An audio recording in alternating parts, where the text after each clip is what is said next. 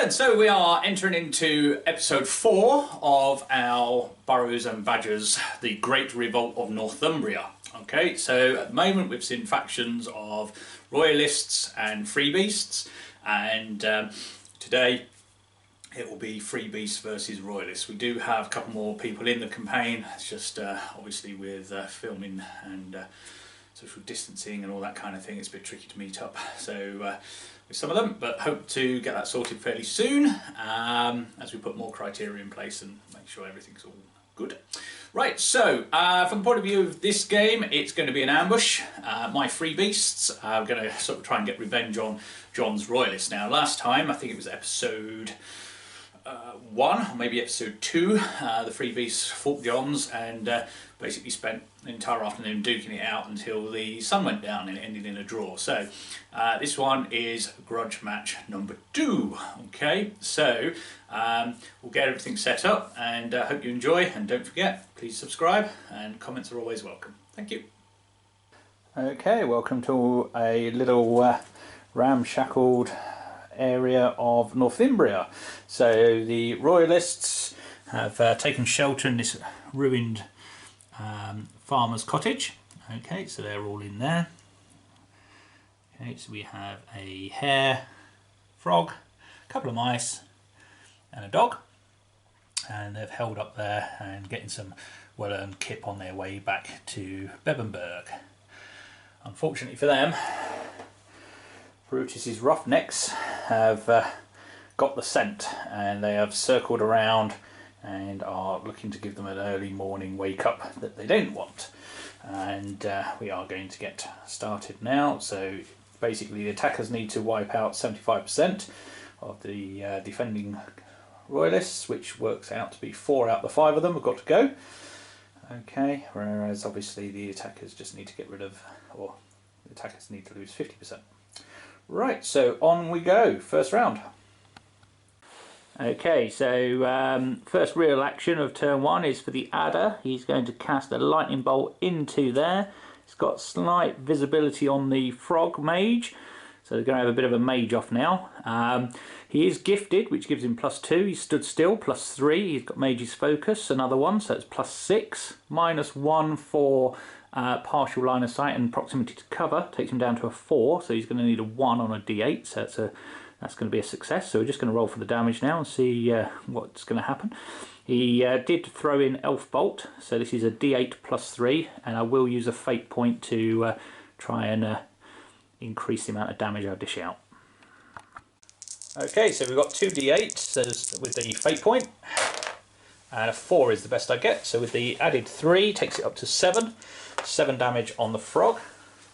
That's activation 2, and activation 1 was the rabbit climbed up on top of the house there and is hidden, you know, very sort of Rorke's Drift styly. Okay. Okay, so the second action is the mouse with the crossbow is going to fire at the same frog, and John has chucked a fate in, so this is a d6 roll off. John's going to be at -1 because he's wounded. My mouse was at +2 for standing still, however, -2 for proximity to terrain and cover. So it's a d6 roll off. John's at -1, but he is throwing a dice in, and he gets a 0. And oh, I didn't do much better, so it's 2, so take 2 damage, which is important because it puts you up to the next wound increment. Okay, so in John's turn, having the attackers have 3 first activations, the mouse has activated, and the rabbit, seeing him go for his crossbow, has launched an attack, having passed the ambush test and putting a fate in. Let's see what we can do. So a 5. Okay, I'm still going to be at -2 for cover and proximity, so that is 3 damage, and then minus an extra 1 for the light armour, so 2 points of damage on the mouse. Okay, so the mouse has jumped out the window, run around the side, and is hidden, and then the shrew moved up to behind the rock ruin. So he's got a ability to get a bit closer next turn. Okay, so the hare's just moved and touched the crate, so he's now no longer at -1. And Brutus has moved into the cowshed. Back to John. Week, ran across, got his kit, and has now moved back to sort of on that sort of landing. So the Royalist frog has climbed up onto the wall there using his leap, so no dice roll, just got straight up, and cast Cure with a lugwort, so automatically cast it. Unfortunately, it rolled a 1, so only 1 wound off. Other than that, Kingfisher moved up behind the water barrel. The lizard, he's done a little darting run across there, running the risk of getting crossbow bolted, but he survived it. And then the last Royalist dog moved in and got his equipment out of his stash. So that is all of the Royalists now have their equipment. And the last action of the turn is the mole's going to tunnel and appear and shoot at the frog mage. The frog is -2 and the mole is -1. Okay, mole has added in some fate and gets a 5. Okay, so the frog gets 0 and I get a 4. So win by 4, win by 5 because it's strong 1. And then you're delicate 2, so it's 7 damage, and the frog is eliminated yet again by Sniper Mole. And the Royalists lose their mage at the end of turn 1. Okay, so the Royalists have won the roll-off on a draw, but as I had 3 initial initiative goes, well, 3 activations, sorry, deem that as the Royalists get to go. Okay, what are you going to do? I thought you were still filming. I am. And I'm not editing that out. Okay. Now stop. So the mouse is moving. Moved out to defend the ruined farmstead. What are you going to do? He's actually going to come this side. Yep. And shoot at the... Okay, and then shoot at the lizard. Okay, so no modifier for aiming and just the -1 for partial cover or proximity to terrain. And the lizard's nimbleness is a D6. My range is a D8. Okay. 4 and 4. So you're at -1, so it takes you down to 3. So you missed. Freebeast Wizard has lightning bolted the dog, doing 4 points of damage, and also having used a fate point, and still couldn't roll anything better than a 4, but there we go. Right, over to John. Okay, so the mouse revealed himself and shot at the lizard, rolled a 6, having used a fate point, and the lizard also managed to roll a 6. So with light armour and only the +1 for standing still, the mouse did get the wound in, but did 2 damage in the end. Okay. Then the Shrew Zerker has moved up into cover, taking advantage of the 2 mice activated. So he's ready for next turn some shenanigans. And it's back to John for the hare, which I think is the last one to activate. Okay, unbeknown to myself then, the Shrew hasn't left himself safe, because the hare, who has leap, has just literally just traversed the whole of the ruin and has landed in combat with him. So he's now in big trouble because he's got no armour. Right, so he's on block, I think, is it D4 for a Shrew? D4 for a Shrew, let's have a look. No, D6 actually, so it's not too bad. If we can get that 6, which I desperately need. Put an extra dice in to try and make sure the Shrew dies. Got him. Double 1, snake eyes on D12s, love it. Hey! And to add insult to injury, I get a 6, so I win by, well, I hate double figures. Okay. Okay, so the dog attacked the beaver from an ambush and did 6 damage. The beaver subsequently necked his healing potion and hit, well, got 6, didn't he? So perfectly hit back healthy. And then swung at the dog and literally decapitated the dog in one go. Rolling an 8 with his mastercrafted weapon, mortal poison, and his natural strong. Was enough to take the dog out in one shot. Just okay. So that is the end. Oh no, yeah, the Liz has gone, hasn't he? So I think that's it. Kingfisher's gone. So that is the end of the turn, and that is the end of turn 2. So into turn 3. So turn 3, just about to start, and things not looking good for the Royalists, having been ambushed, and Brutus making short work of what was your dog's name? Rufus. Fraggle, sorry. Fraggle. Okay. So Fraggle badly wounded by the beaver, even though he managed to get the drop on him. So having had a discussion, John has decided to carry on. He's not going to voluntarily leave. We can't anyway yet because we haven't got done turn 3.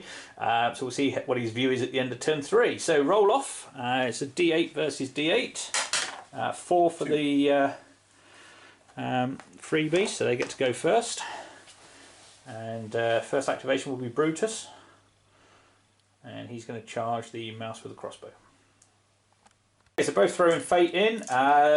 Brutus is at +2 for the charge, +1 for his sword, so he's on +3.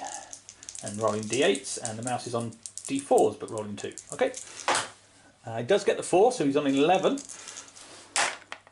Unfortunately, Brutus rolls yet another 8. So we'll work that out. So that's 8 + 3, 11 versus... sorry, 8 + 7 to start with, 15, + 3, 18. 18 versus 11 is a 7 damage. Yep. And I'm natural strong 2, so it's 9 damage. So 9 damage. In fact, I'll use Killing Blow. I'll use it this time, take it to 16 and wipe him out. Okay. Okay, so using his special skill, Killing Blow. Again, takes out, was it Squeak? No, it's Pip. Pip, so Pip's gone now. And Royalist down to 2. The Royalists have decided now to pick on the smallest guy on Brutus's force. And the mouse has charged in with his sword and board. Okay, so go for it. His foot fate in as well. Best he got is a 4. 2, so I'm at -1 because the hair is there. You're at +2, so 6 versus 1 wins by 5. So 5 damage. Okay, so that's that one done. Okay, here we go. Kingfisher's charging against the hare.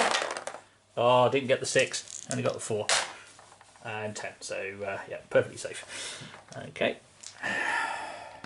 Okay, so the game drawing to a fast close with the Freebeasts getting the upper hand, but the Royalists definitely want to take one down. So he's put in 2 fate, and he's on d12s. Shrewzerker's also chucked some fate in. Highest 9. Is 9. Oh, I didn't get the 6. So I did get a 5 though. So right, let's work that out. So 9. You're -1, so it takes you down to 8. I'm not. I thought it was only when you were defending.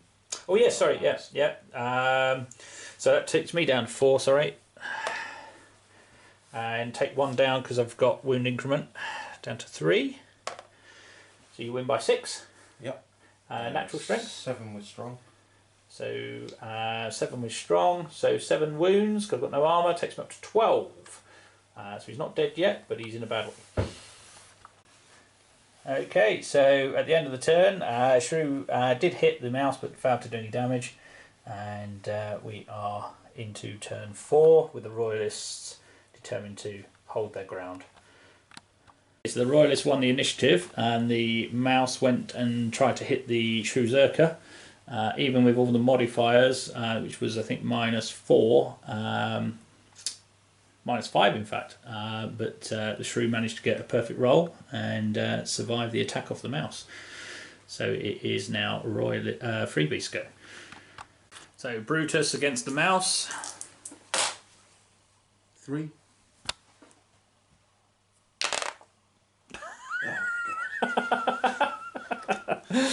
Okay, so Brutus yet again gets an 8. So we'll just work that out and see what damage is caused. So the hare threw his last fate in to try and take one of the Freebeasts down, and unfortunately got, was it 3. 3 was your highest on 2d12. Yeah. Okay. And look what the shrew rolled. He rolled a natural 6. So, shrew, even with 12 points of damage already on him, he has survived yet again. So, again, let's carry on and finish this turn off. We've got some battles here going on. So, the first one will be the Kingfisher, d6. So, he's going to try and strike the hare. You're at -2. +2 for block. Yeah, +2 for block, so it's just a straight roll off. My d6 versus your d10. Gets a 1, nothing. Okay, then the lizard's going to do the same, so it'll be the same roll again. 3 this time, nothing. Oh. And then the shrew's going to do the same. Now the shrew's going to be on -3 to my d8. Gets a 3, so 0. Okay, and the hare is perfectly fine. Nothing I can do there. Other than that, finishing the turn off. And the mouse jived in there to try and get some spoils, and the adder moved into the barn to find some nice hay to hide in. And that is the end of turn 3, isn't it? No, turn 4. 1, 2, 3. Yeah, turn 4. End of turn 4. Okay, so end of the turn. It's a rout check for the Royalists. So d8 roll off, a 3. And a 5. That ends the game with the hare leaping away and the rest of the Royalists sort of crawling off the battlefield. So victory to the Freebeasts.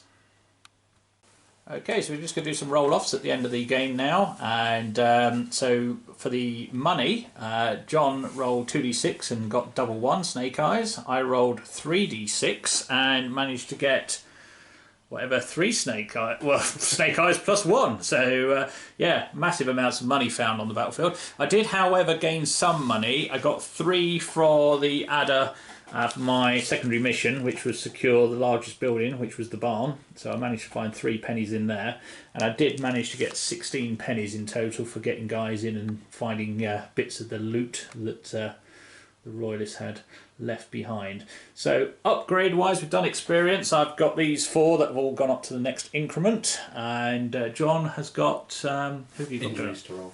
Yeah, have you got any experience guys gone up? Yeah, the hare, the hound, and one of the mice. Okay, cool. So injury rolls. So for the dog, we're looking at a target of 6. And it's fortitude 2. So the dog's going to take an injury. Roll d20. 10. Okay, 10 is a niggling wound.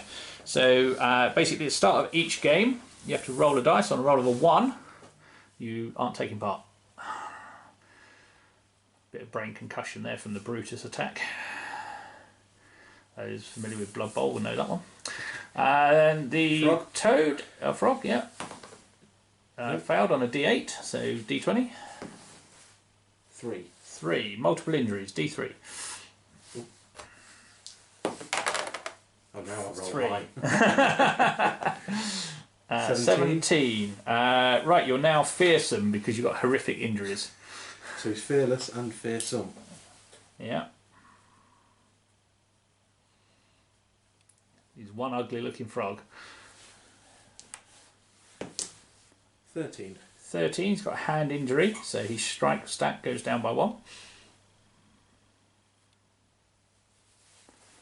And the last one, d20, mate. Ooh, d20. 9. He's blind in one eye, so his range stat drops by 1 as well. Obviously, if he loses his other eye, he's out of the warband.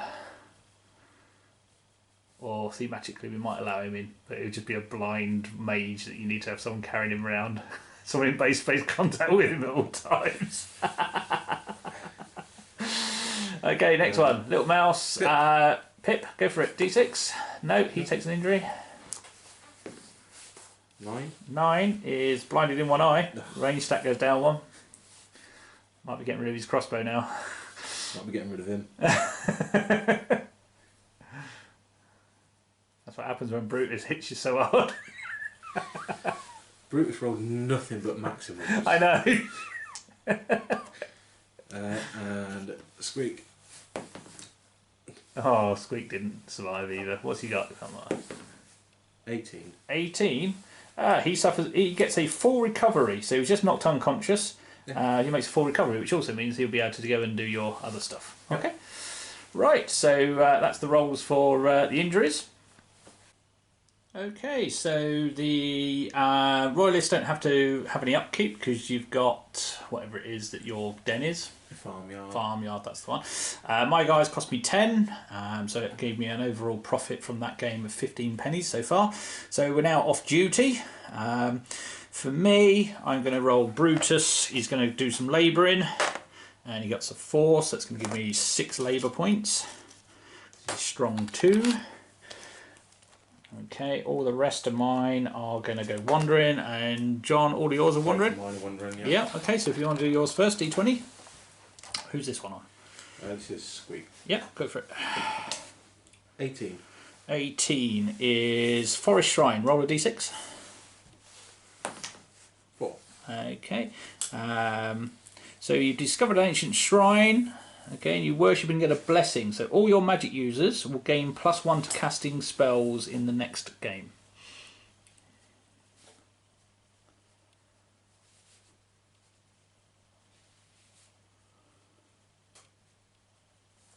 Yep. Okay, and then the hare. Bookie. 2. He finds a gunsmith and I haven't got any black powder weapons. no black powder weapons, so unfortunate. Next one. That's it. I've only got the 2. Oh right, okay, so Yeah, that's it's all fine. injured. Yeah, yeah. Can I borrow that D20 then, please? Yep.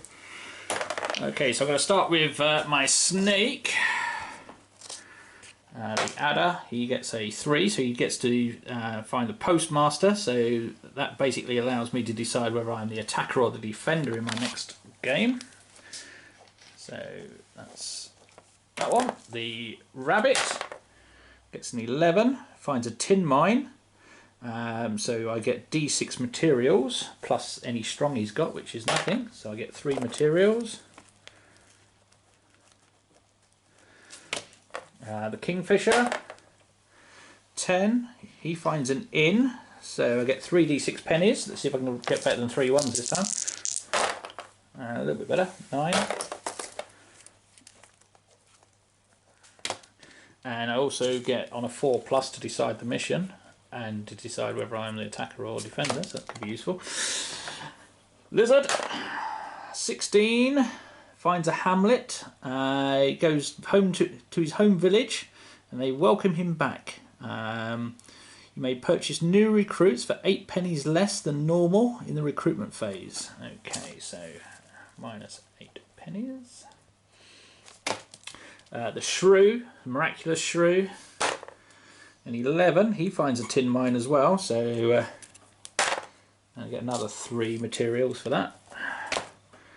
And then Moley gets an 8, so he finds an alchemist and gives him 5 healing potions or 3 potions of superior black powder. So he's going to go with the black powder because I've got no end of potions. Black powder, superior ×3 for his gun, which is very nice of them. And then the last one, the mouse, 15. He finds a chapel. And there's no benefits, he just finds a chapel. Okay, so that's the off-duty phase done. Okay, so the Freebeasts have now built an apothecarium at their base, allowing me to ignore 1 permanent injury roll per chart, or injury chart per game, sorry. So now for experience, we've got 4 for the Royalists. So starting with the hare, the leader, managed to survive the game. 11. And gets an 11, which is a stat increase. Yeah. To a maximum of 12.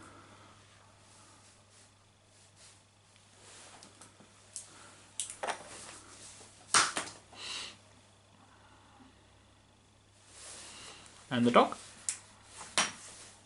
9. is D12 again. 9. So player's choice. He'll take the strike. Yeah, and you go up to max of D12 there. Yeah. Yeah. That puts him at 12. Okay. Mouse So Pip. 10. is stat increase again, D12. 5. Strike. Time to buy him a sword. He can just take squeaks. And squeak. 1. Use strength skill. Nice.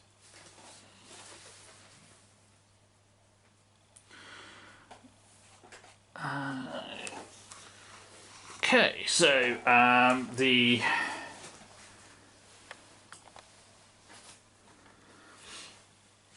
Freebeasts, so the adder gets a 9, which is a stat increase. 6 is strike, completely pointless on my wizard. There we go. So strike, and then the rabbit, 10, stat increase again. 10 is player's choice, so he's going to take range. He can't. Oh, is it not an option? Awareness, concealment, strike or block.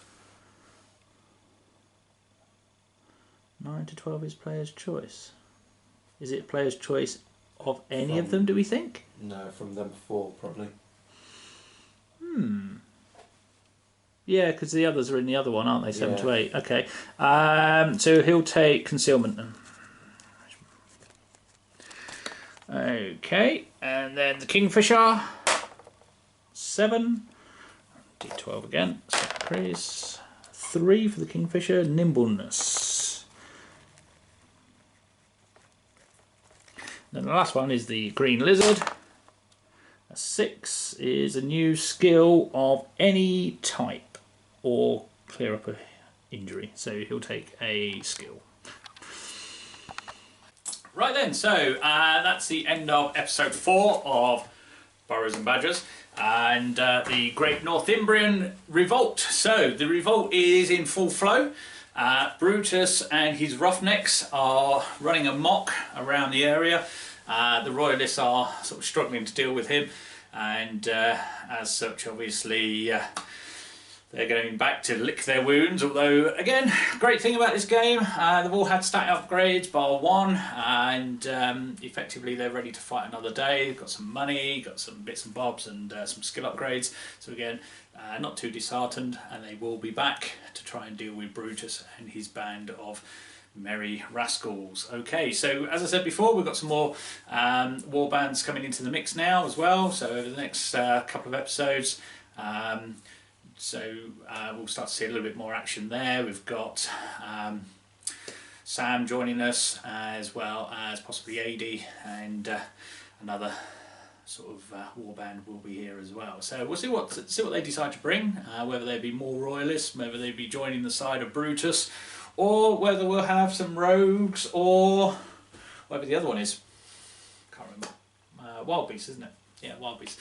So yeah, stay tuned. There is definitely more content to come, so hope you're enjoying it, and as I said, do subscribe, that way you'll get notified obviously as and when the next episodes go live. And if this hasn't already made you want to do it, head over to Oswald Miniatures, pick up a warband. Remember, you can pick anything you like, whatever takes your fancy, you can do that. If you even want an entire single race, you know, cats or mice army or whatever, you can do that as well. So again, that'd be quite cool. So again, look forward to seeing you soon, and do check out the Facebook group as well for Oswald Miniatures, or in particular Burrows and Badgers. So see you soon. Bye bye.